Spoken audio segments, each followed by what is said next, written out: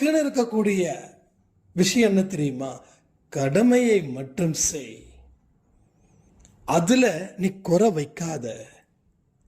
அதுல நீ குறை வைக்காம உன் கடமையை செஞ்சா உன்னுடைய வாழ்க்கையில எந்த குறையும் இருக்காது. புரியுதா? எந்த இடத்துலையும் நீங்க கடமைகளை செய்யாம இருக்கவே கூடாது.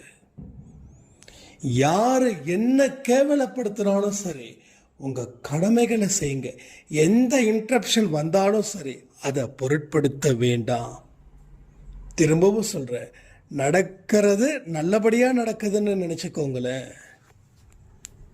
எதையுமே மைண்டுக்குள்ள கொண்டு வராம இருங்கள. அது உங்க வாழ்க்கைய இன்னும் இன்னும் சந்தோஷமான ஒரு